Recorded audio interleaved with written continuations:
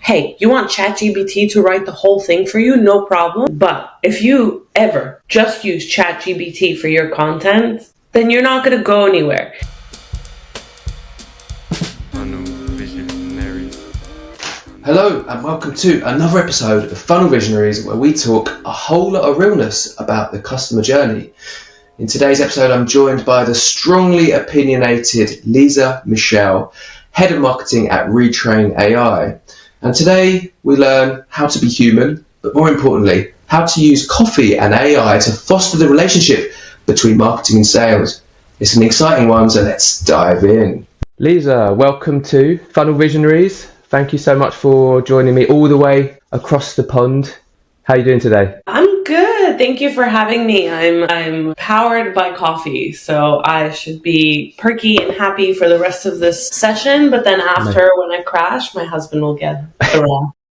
It's going to be so intense. There's going to be this huge crash at the end of it. Happy and perky is good, but I also want those famous strong opinions of yours that we just discussed. Remember, controversy is good. Don't worry, you will have no problems on that front with me. I'm looking forward to it. I'm excited. So the first thing we're going to do, before we dive into this super intense conversation about marketing, we want to start with a little bit of marketing silliness. We like to call this segment Genie in a Bottle. So imagine that I transform into a genie before your very eyes and I grant you one wish, but that wish must have something to do with marketing. So if you could change the world of marketing in any way, what would you do? I'd like some proper lead and conversion attribution. That would be nice. I'd like to know everything that one of our prospects has done and one of our opportunities have done, and have it in a nice, clear, easy to view system. I think that there's so many software providers that claim to do this and whose whole shtick is this, but I've yet to see it. And I've sat through so many demos, and if I ever do crack the code, I will sell it to all of you, and I will make so much money that I will dive into my vault like Scrooge McDuck. Well, I want shares in that business. Right. So if you're starting it, if you crack the code, I want a piece of that pie, if I may, like a slither. So I'll reach out to you guys 100%. Yeah. Work on the marketing for me. Absolutely, yeah. Attribution, but for real, that could be the tagline. Yeah. But for realsies, maybe. For realsies. For realsies. Yeah, I mean, like, it's such a brilliant one. I think we would all benefit from that in the marketing world, like actual attribution and not... I think the problem with attribution is that we're always trying to get it. It's so valuable to us, right? That data as marketers, because we learn from that and we make good decisions. But I think that you can go down the wrong path, right? If you're too bogged down with attribution modeling, like first touch, and because as you know, it doesn't really track the customer journey, right? There's all that dark funnel stuff, the bits that happen after we have this podcast, and then you go and tell your friend or colleague, oh, I spoke to Konrad, and they say, what do they do? And the creative copywriter, and then they Google us, and that would be falsely attributed to SEO, right? But there's all kinds of stuff. So yeah, I will grant you that wish. Thank you, my genie. You can now. How much detail would you go into? Would you want to see what your prospects are doing like every second of every day? I think if that data was available, that would be great. But what I would say is that I would like to have some attribution related to, the key campaigns, right? So first touch, last touch is what everyone knows, right? What's pushed someone from, say, down the funnel from, say, a lead to an MQL, and then from an MQL to like an SQL, and what made someone, what campaign did maybe even on the sales side did they run? Was it an outreach campaign? Was it through LinkedIn? Was it through sales prospecting? I would love to know throughout the stages what's helping people convert and move down the funnel. Yeah. That would be very helpful. But I would also give a weighted score, for example.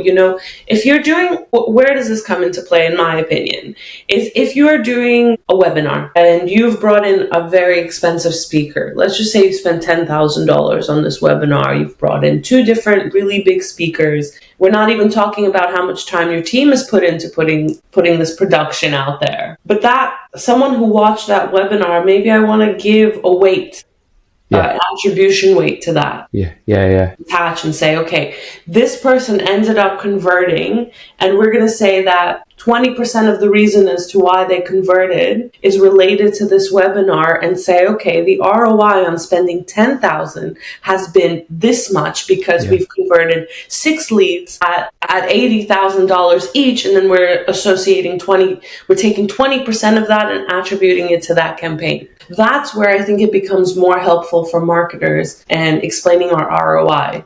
Because first touch, last touch, it's very basic. It's very easy to set up. It's not hard. You can even to some extent set up what I'm talking about in Salesforce, and definitely in HubSpot. You can attach a monetary amount to a campaign. I don't think it's that accurate. I would love to have a system that can really because it's so much, as we know, it's so much more nuanced, right? Even if you had that multi-touch attribution, or like a better understanding of like what all those touch points were, the reality is like there's the complexity of what's going on inside the mind of that person. So how much is each of those touch points, how much did they influence them? You know, if we could grant that magical wish, and you know what, I joked about this in another episode. I said, come on, let's just stick chips in the heads of our target audience. But the reality is we're probably heading in that direction, right? With Elon Musk, like that's where we'll get to. So it might be that you'll gain that wish. I don't know how you feel about that, having chips in the heads of your on a personal level. This is something that I struggle with as a marketer and someone who believes in privacy. On a personal note, my family comes from the former Soviet Union, where censorship and monitoring it was old school monitoring, where your neighbors used to look through your windows and then go knock on the KGB's door and talk about you. Now we're doing it on a digital scale, and anyone who wants to tell me otherwise can go and Yiddish, as they say, because it's the truth. But that's why cookies, cookie lists, whatever it is, we're tracking data. So from my personal perspective, I'm like, do I love it? No. Does it give me a little bit of an irk? Yes, it does. Have I had those experiences where I'm talking to my husband about something, haven't Google searched it, and all of a sudden I have an ad on Facebook about it? Yeah. Does that creep me out? 100%. But as a marketer, I'm like, give me that data. I'll take it. Yeah. It's hard for me. Like, my career is this, but on a personal level, I think we've gone a little bit too far. And I think it's actually hurt us as marketers. We sometimes almost have too much data, and we spend too much time analyzing the data instead of trying to be creative. So I think there needs to be the data needs to serve you. Doing data for the sake of data is not enough. And that's part of the reason why I like the company that I work in now, is that's part of their shtick, but for HRs, is, let the data do something meaningful. Don't just spend your time collecting data for no reason. Yeah. Well, it's only as useful as the decisions that you make off the back of it, right? So I often say analysis paralysis, and I've been guilty of going like, there's missing data, why, but it's like, okay, what the data by itself does absolutely nothing. It's just numbers that you look at on a spreadsheet or in a platform. It's then the decisions that you make, the good kind of strategic decisions you make to ideally do better marketing and sell more products or services that make it valuable. So I love that. And I also it's almost like we're delving into the ethics of marketing here, which is an interesting topic, but I want to ask you about something specific, because I've heard you say that MQLs are not the finish line when it comes to marketing and our role as marketers. So Liza, what is the finish line, and why is it important? So I think marketers, please don't shoot me. And I don't necessarily love that this is the truth, but it is the truth. And the sooner we accept the truth, the better we are for it. The finish line is a closed won opportunity. And you need to do everything you can to make sure that sales can close that opportunity. You are essentially, it's like, I feel like I need to use like a sporting analogy here, but it's like you're passing the baton, right? But to some extent, after the baton is passed, the other person still runs, right? And that's kind of the same thing that's going on here. Or maybe speed skating is the better way of saying it. Like, you're not at the front of the line anymore. You've done your job, you've helped your team. Now you're going to coast at the back, but you're still doing the effort. And that's kind of what it is. Like, they need collateral to close. They need scripts. They need the value prop. You want to assume that your sales team has it and knows it by heart, but no one really knows it at its core better than marketing, because what we have to do is somehow take all of these big words and all of this like idea of what we do, which is summed up as what we do, as what the company does, summed up into like one page, and then turn it into a sentence. That's what we do all the time. And that's why we know the best way of speaking about our product better than sales. But what sales can do is connect. And they can connect to the person and connect they can connect the actual problem on a micro level, what that company is experiencing, to what you do. So education from marketing to sales is very important, and providing them with collateral. I don't think any of our fiscal connections, like our bonus structures or commissions or whatever your salary base, should be tied into sales. But I think it should stop at the MQL stage. Why? Because sometimes you might come into companies with poor sales structures, and there's only so much marketing can do. And I don't think marketers should suffer financially because that sales team didn't necessarily do their job as well as they should have. But the more opportunities they close, the higher the bonus pool is, right? So you can also look at it from a selfish perspective as well. But they're not. You need to keep going to help sales close, whatever that is, for their specific needs. It could be videos, it could be product demos, it could be walkthroughs, one-pagers, battle cards, you name it. That's collateral. That takes time. That's content. It's not even bottom of the funnel, because they're into the funnel.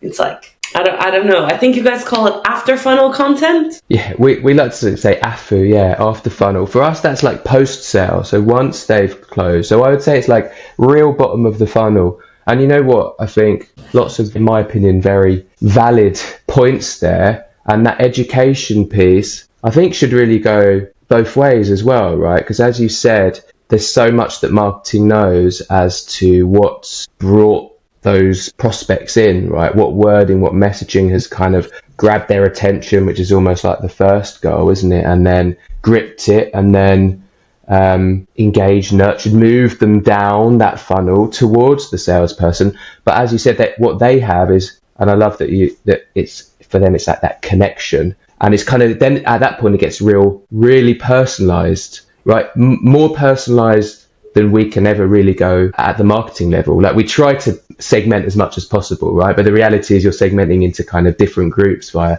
demographics or pain points or whatever, and we're getting chunks of people, whereas the salesperson, they're talking literally to one person at a time, so they can really understand those individual needs and journey and connect and persuade and sell. But I think that, in my opinion, that the understanding that they get from those individual conversations, that much more interactive back and forth, that should ideally feed back to marketing as well. Like, we should learn from them. So like, let's say it's like a flywheel. So HubSpot, right, they talk about the flywheel rather than the funnel. So I'm trying to connect to your analogy here. I'm not a speed skating. We're going with it. Speed skating. So we're speed skating. We're kind of passing the baton on to the salesperson, but we're going along with them side by side. Then it's kind of their main part. At some point, it comes back to marketing, and we want them to come with us as well.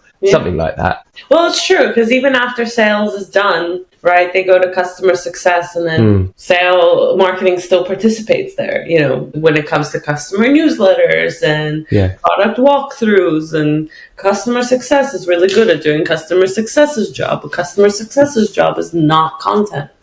So, they're not going to be able to, they are not going to be able to put out the customer newsletter, for example, with all of the new feature releases and bugs and all of these things that you need to have a renewal end. Marketing's job does not end. It never ends. It never ends. There's like no point in this funnel do we just stop working, which is why I'm saying the attribution, conversion attribution is really important to me, even more than like the lead attribution. Yeah. Because I want to know at which stage do things get bogged down and what do I need to focus on? Is it being bogged down on the bottom of funnel? Is it being bogged down at sales? Are we having like high churn? Do we need to do more for our customers? Are we like, these are all health signs. It's like going to the doctor, running a metabolic panel, you know? I need all of these different aspects to make an informed and proper decision. Otherwise, it's just conjecture. And don't get me wrong, plenty of marketing is just conjecture. You know, the highlight of marketing was the fees, right? Of all of the creative ads and copy. And come on, Diamonds Are Forever, De Beers, that's still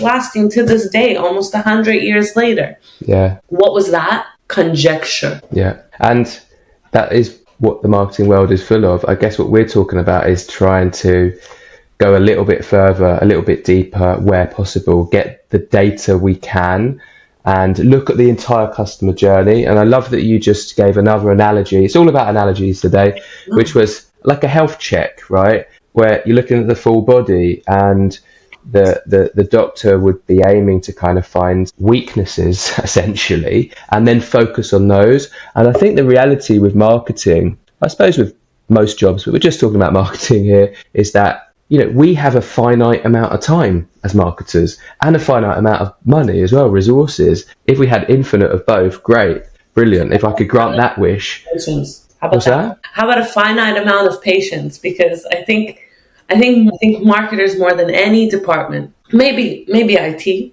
but they deal with tickets and stuff. Yeah. I don't think there's any department that deals with this concept of everyone thinks they can do my job. Yeah. Everyone just thinks they can do my job, and they have no problem giving me their uneducated opinion on the matter and telling me how I should do my job. So not only do we have a limited amount of resources, do we have a limited amount of time, we also have a limited amount of patience for the bullshit that we have to deal with from all of the other people telling us what we should do with all of our limited resources. Yeah. Another time where I bring in the Yiddish phrase, kishin leduchis. I don't want to deal with it. That's the part that kills me. I can deal with no money. I can deal with having to be scrappy with my time. But when someone comes to me and tells me, hey, why don't we try Facebook ads? And it's like, why? We're not even doing LinkedIn ads yet. Why are we going to Facebook? I'm not saying it's not going to work, right? But it's not the source of where things are going to work. Yeah. Please tell me, with your master's or doctorate in marketing, why you think this is where we need to go. Oh, you don't have one? Oh, you don't have my tenure? Okay, so maybe let me make a decision. Maybe. There we go. Just back off. Just back down. You know what? I think it's a... Go on, sorry. I cut you off there. That's the thing that gets me as a marketer. More than anything else is that one thing that everyone is offering their opinion in a non-constructive way, as if you do nothing all day. Yeah, and maybe it's because marketing is inherently quite exciting. Like, arguably, it's one of the most exciting parts of running a business. You know, it's like grabbing attention and bringing traffic, and it's in my opinion, the most important, or at least on par, most important function of the business. If you don't have marketing, you don't have leads, you don't have sales, you don't have revenue, you don't have a business. So, but I think that you touched on a really important and often not discussed part of marketing there, which is almost like the politics of what we have to do. And you know what, as an agency working with all kinds of marketing managers from all kinds of companies in different industries, the reality is, and we were talking about this last few weeks, the reality is that one of the bottlenecks to success of what we do with a content strategy together with a client, because you know it's us working together, as you know, it's usually not the copy, because we've written it. Obviously, it's not the copy. It's often not the lack of data or the design or all these things that we focus on. It often comes down to like internal politics with a company. You know, just not getting buy-in because that person doesn't understand marketing, or someone else has told them something else, or someone new's come in and taken over, and they're like, just for their own, to look good within the company, they decide to push in another direction. Nothing to do with like what strategy actually would work best for that business. So it's a really interesting thing to flag up. And back to the health check. Yeah, the idea is, you know, we've got these finite resources, patience, time, money, and we have to spend it. We have to choose where, because it's finite, we have to be picky, right? And I think that you mentioned a really important point, which is looking across that journey and finding kind of where those weaknesses are, or where those, if we are looking at the funnel analogy, where are the holes? Where's the water kind of pouring out? And then I suppose on because you said it all needs to work, and I agree, everything needs to work, every part of that journey, reason stands that we should then put a little bit more time and investment into patching up where those weaknesses are, where those holes are. Would you agree with that? I think the problem is that sometimes we experience this issue with market. I don't know if it's necessarily a marketing issue. It's just whenever someone doesn't understand something but thinks they understand something, they think that they know what we need to focus on. And it's like, you need to this is where the data comes in versus the conjecture, is that you need to come at them with this data and say, hey, look, we are having above average industry conversion rate from MQL to SQL. But our SQL to opportunity is below average. So maybe we stop on overly producing top of funnel and middle of funnel content, because we know that's working, obviously, look.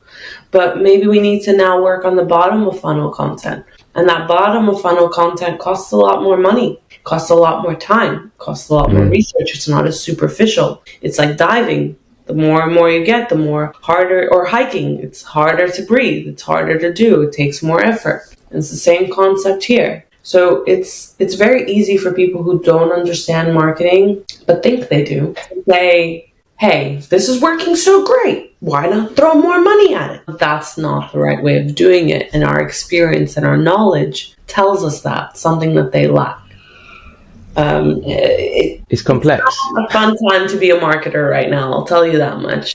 You know what, I was just thinking as you're speaking there, I think, and obviously I run an agency, we work with lots of marketers for SaaS, different industries, companies, but within the agency at least, our marketing director's role, I would say, is the most complex, the most nuanced, and in a sense, the most difficult. In a sense, there are different ways of looking at what difficult means, but it's a complex beast, isn't it? I want to loop back to this kind of core gap, right? The marketing and sales, those two functions, and the fact that you're saying that too many marketers think that MQLs are the finish line, right? Whereas it really isn't. We need to keep skating along with sales, support them. Have you got any sort of tangible examples of like real life cases where you or someone else sort of really supported the sales team in the way that you're talking about, and you saw kind of success from that? Yeah, so during the peak of COVID in 2020, I was working for a cybersecurity company named Signet. And I think that they're awesome, and I think that they're great. And I was working with an amazing marketer as a VP of marketing.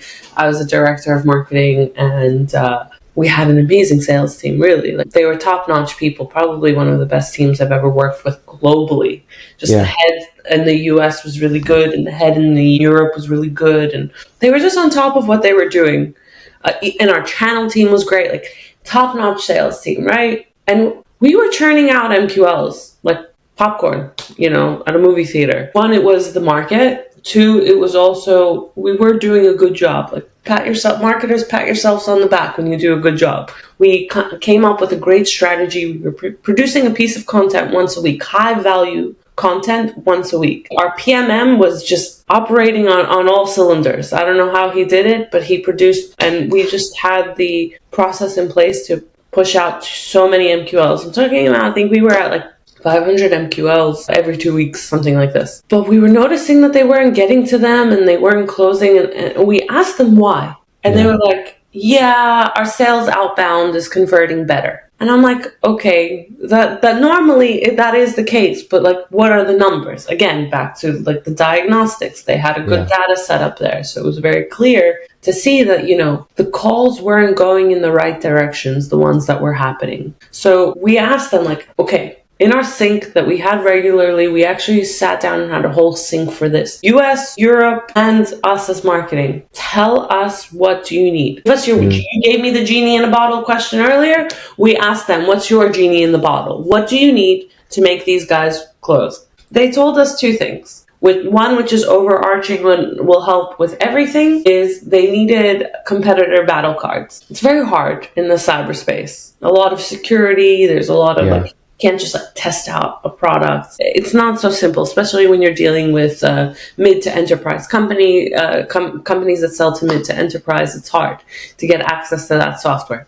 Again, you can do it. There are workarounds, lots of research. You can speak to analysts, all of this. It took time, but we got those. The other ones that they said is that they needed juicy case studies. For us, that meant video, and that's what we did. So we got customer testimonials. Now, if you look at Synet's website, they're all over the website. But where did that come from? That was a big request from sales. So that when they did their outreach cadence, you know, they would start with a phone call, but then they would send the case study and say, here, watch this. It's like 2 minutes. It's no commitment at all, really, and it worked. And they started converting, and we were able to get more budget. Us, marketing, not sales. Marketing got more budget. Because we help sales. Scratch my back, I scratch your back. This is why it doesn't end at the MQL stage. Absolutely. It sounds like the communication piece there was crucial, that you literally sat down in a room. And I know, again, from experience of many different companies, that sadly, often marketing and sales kind of butt heads, right? Especially in like larger kind of corporates that are traditionally sales led, and they don't think marketing is important, or, you know, that kind of thing. So I think we do nothing. That's what. We just like do fluffy, designy kind of stuff. Yeah, we put out a social post. That's what we do. Yeah. All we do is social media. Like, that's how they see marketing, from this very tiny lens. So do you have any advice around how to foster the relationship between marketing and sales? How to make them friends? How can we make marketing and sales friends? Coffee is, you go on a date, you drink some alcohol and stuff like that. The equivalent for us in work is coffee. If you're in the same office, take them out for a cup of coffee. Be a human. They're human. You're human. Do the human thing. Interact. Talk. Speak. Yeah. Don't be antagonistic with them all the time. And even if they're being antagonistic with you, hey, be the bigger person. Also, you get paid too. So you're literally getting paid to foster a connection with someone. And even if they're a bit of an asshole, well, fuck it. Suck it up. You get paid to do it. It's going to help you in the long run anyway. And I think that's what separates people who stay.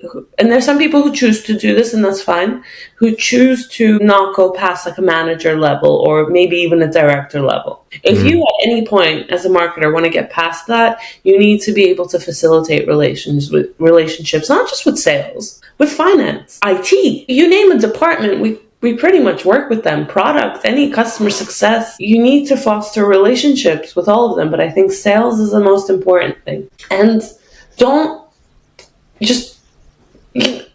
because I've then worked with this vendor in 3 different companies, and my relationship with them has surpassed whatever company I work in. And they have given me references, and they have referred me as a freelancer. This is how you build your network. This isn't already even just about the company. This isn't a own personal level. Hey, you and me, right? What? I got referred to you by someone who worked with you at a different company, who then worked with me at Synet, and then referred me to you when I went to go work at a different company. And now we don't work together anymore, but I'm still here on your Here we are, exactly. We probably bought that referrer donuts because we say thank you, right? Like, that's a thing to do. Again, it's like, I think you're giving life advice. It's not just marketing and sales. This podcast is morphing into just like, wisdom about life with Liza. Just like get rid of the funnel part of the title. Yeah. But you know what? It ties back into kind of what we talked about earlier, which wasn't it wasn't like the intended topic of this podcast episode, but I think it's just organically come out to be such an important thing, which is the politics, like the human connection and relations. And it's not just about, as marketers and salespeople, we're not just trying to build connections and persuade and build relationships with people outside the prospects. Into those internal relationships are so important.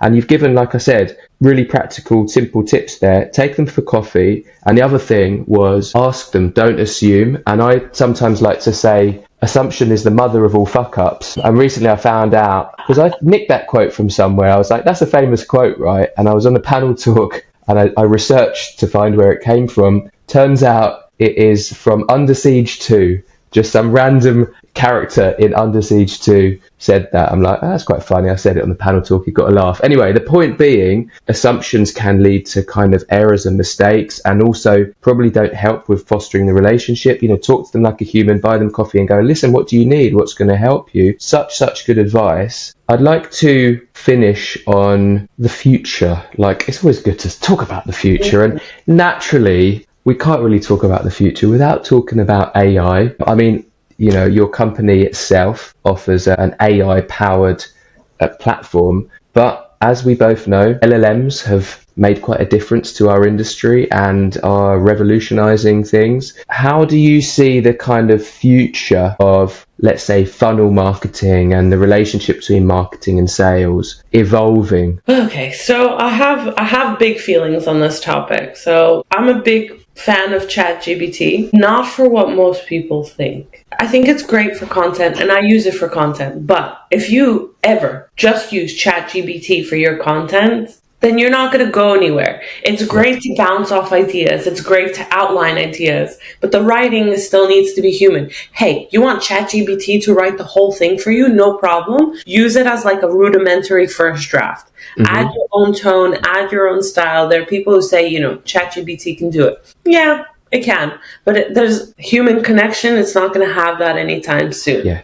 But what I think it can do is, like, you can use AI to, like, you can use ChatGPT or a prompt to say, hey, I'm putting out this campaign about X, Y, and Z. My target audience is A, B, C. What do you think my sales team is going to need to close the deal on the leads that come through these campaigns? And you can use ChatGPT to create that for you. Just review it and make sure that it aligns with what it needs. Maybe it's a buyer persona. Maybe it's a quick snippet about the whole campaign. I've seen ChatGPT give me other different things, but again, it's a brainstorming tool. It's not a be-all, end-all content tool. But what I think people don't use ChatGPT for, and they should, data processing. So you have all of this information, maybe in an Excel, maybe some screenshots. What I'm using it for right now is I'm looking at all the email campaigns for the year that we've done. And I'm asking ChatGPT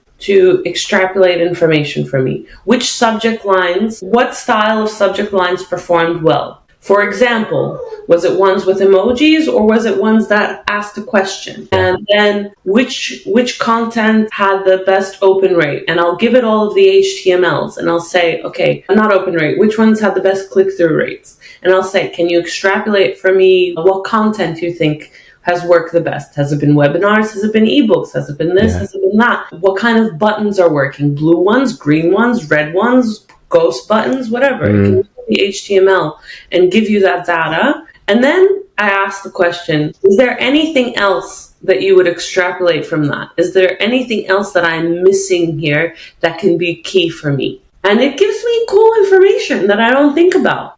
Yeah. You know, one of them was where the unsubscribe link was and whether I had an update preferences with it. The ones that didn't have the update preference, we had X more unsubscribes. And that right there told me on every single email template, I need to put in update preferences instead of just an unsubscribe. So I think ChatGPT, AI, Claude, whatever you want to call it, is going to be a part of what we do. But I think we need to look at it from a data perspective. Let us humans do the creative part and let's offset the data processing for the computers that do this better than we can. Yeah, absolutely. I wrote a note there. I've written lots of notes around the key points from this episode. I've written a note which is more for, we need to do this. I've written a note for let's go back to the agency because because we're using AI in all kinds of weird and wonderful ways. We built I don't know if you saw on LinkedIn, a bunch of GPTs with different names and profile pictures, and they serve different functions. And a lot of it is, as you said, being a sparring partner. Data, we're using it. We've built a bot called Echo, and it aggregates voice of customer language from our surveys, from our interviews, and kind of pulls it into tables. But the point that you made there, which I think is brilliant, is there anything else? Is the fact that, you're not just, because I guess like gathering data in the past at least was somewhat kind of two-dimensional. It's like, give me these numbers and put them here, and now I have them here and I can kind of look through them. The beauty of having this, very powerful tool like ChatGPT or whatever LLM, you can ask it questions and you can go deeper, and you can, and I think probably a lot of people that have gone that far would just ask the questions that they're used to asking. In our case, it's often like, what are the pain points? What are the desires? What are the barriers? What are the comparison factors? What else, buyer's journey.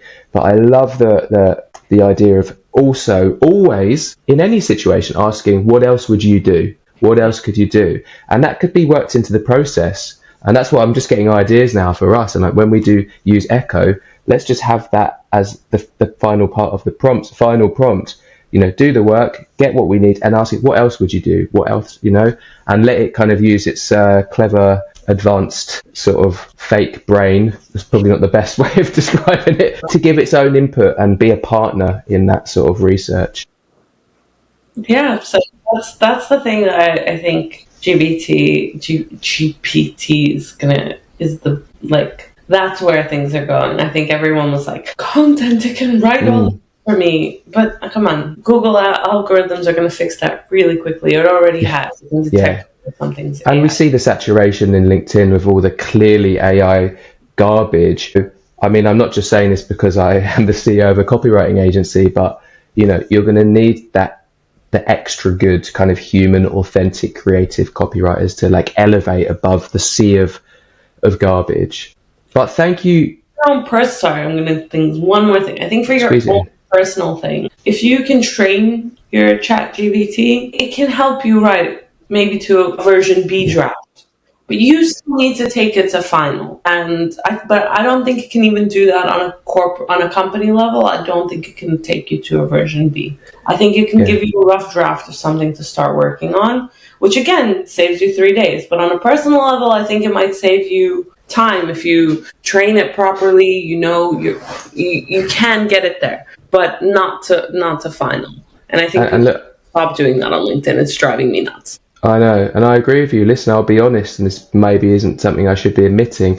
I have one of our bots. He's called LinkyCon. He has a little hat, and he's there again as a partner with LinkedIn content. Because of my ADHD brain, I'm very good at coming up with ideas any time of night or day, half writing posts, or I write the hook, I write the idea, or I half write the post on my Evernote. But I'm not that good at finishing things because I always want to jump to the next new shiny thing. And LinkyCon's there, I drop it in, he's been training my tone of voice, and he helps to flesh it out. But yeah, I tend to edit quite heavily. Sometimes he does a great job, sometimes not, but you need a human in the loop. You need an expert in the loop. You need a real soul, a person in the loop to and I think we're on the same page there, we agree. And I'm glad you agree.